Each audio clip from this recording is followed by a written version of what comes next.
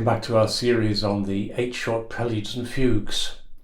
And today, rather appropriately, I think, we've come back to Sola Chapel, which is where we did the first episode, and which means that we've used 4 different organs, 2 episodes on each, and half of them in Germany and half of them here in Norway. And most importantly of all, the coffee is ready, so we can get on with this episode. I'd rather intended for this episode to look back on some of the issues that we've covered, articulation, registration, tempo and all the rest of it.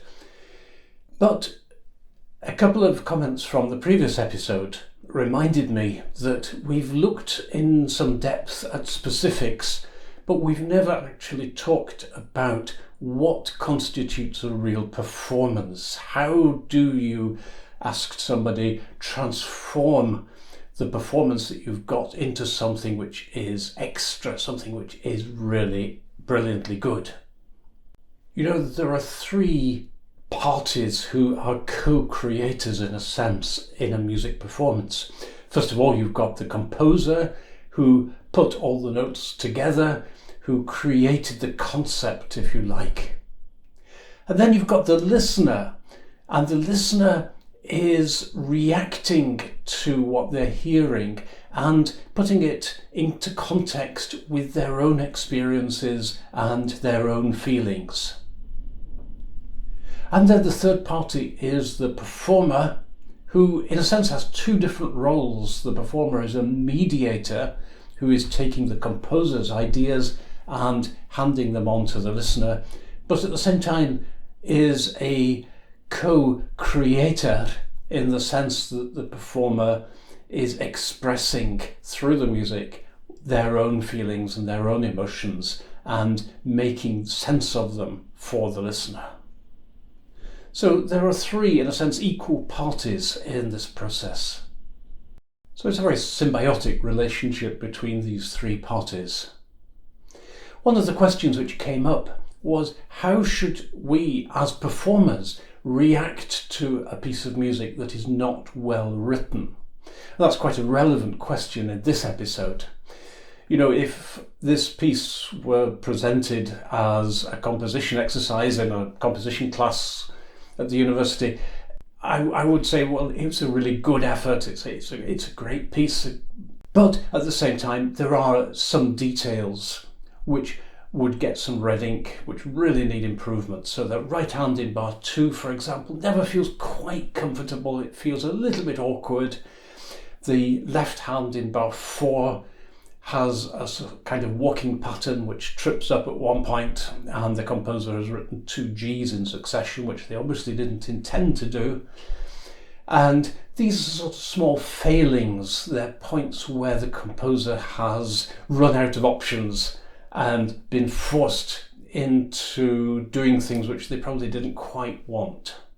And all that is why in a previous episode I raised the question, were all these 8 preludes and fugues actually written by the same composer?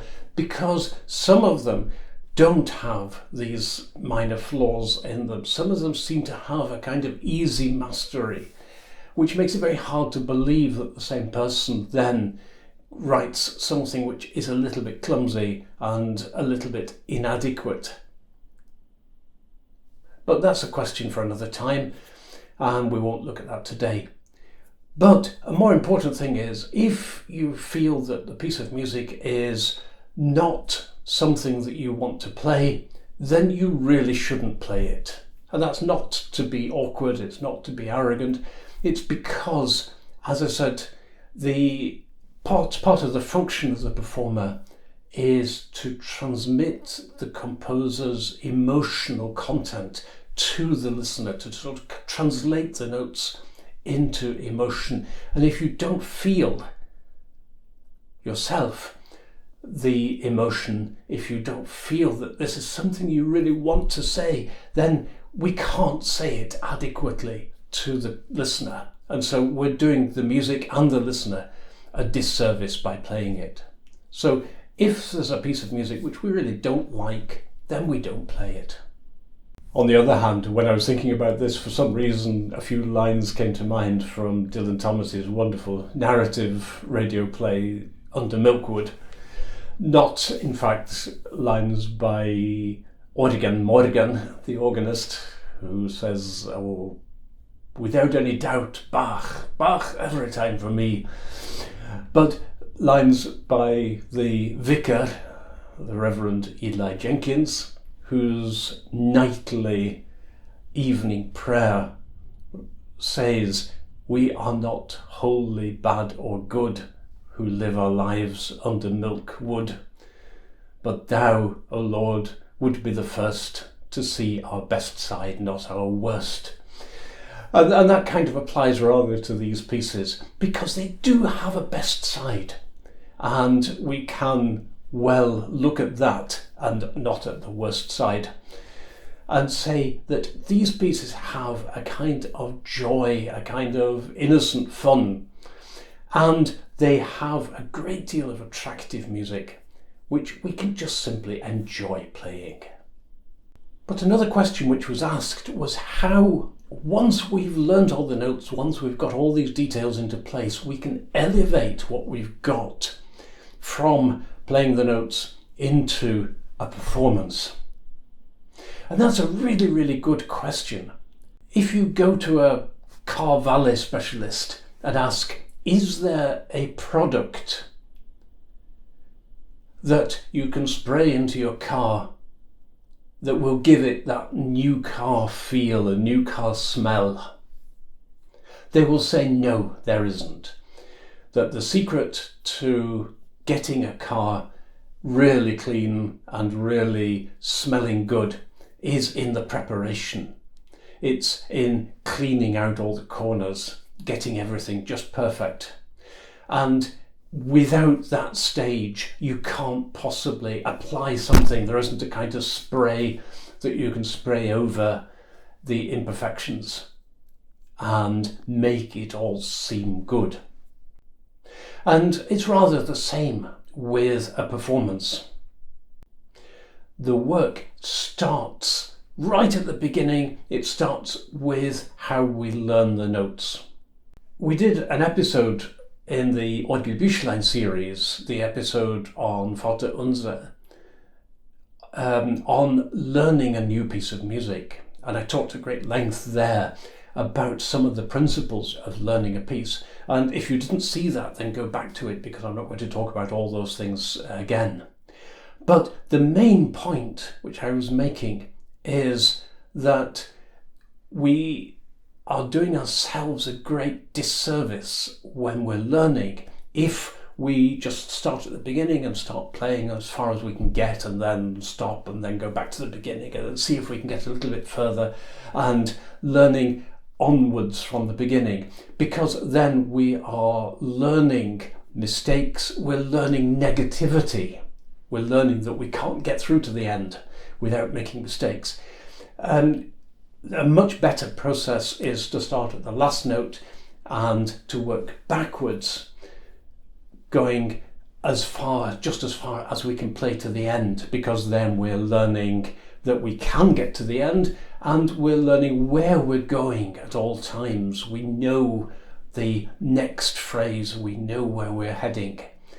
And so we get a great deal more fluency, and we can also focus on more of the details without thinking, oh, I'll deal with that when I go through it next time.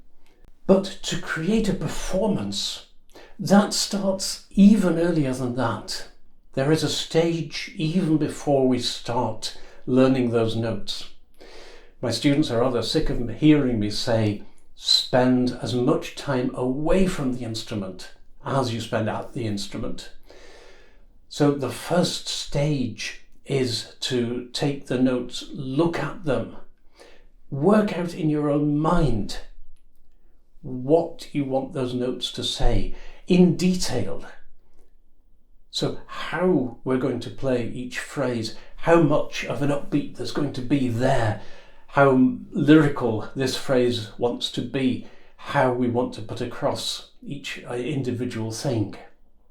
And the reason for doing that, the reason for doing it away from the instrument, is that then our fingers and our technique are not dictating to us what we're going to do. We are actually dictating what we want.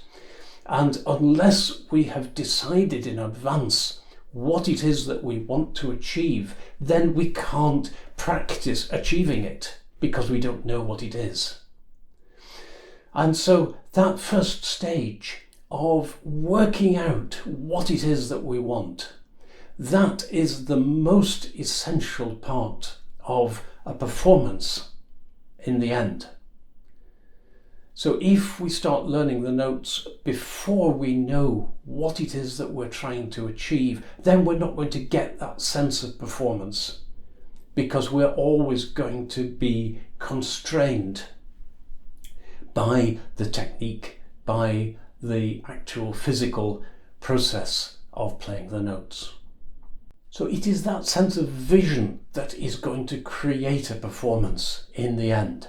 It's knowing what it is that you want to say and putting it across to the listener. Again, it's that sense of a mediator, of taking the composer's concepts and translating them into actual sounds that the listener is going to be able to appreciate. But at the same time, of co-creating, of making something which you feel yourself. And that is what makes a great performance. Well, thank you again to all those people who suggested that we looked through these 8 short preludes and fugues. I've not played them for decades, and I've really loved going back and rediscovering them. And I've found a great deal of fun and a great deal of enjoyment in doing so. And I really hope that you do too. And good luck with them.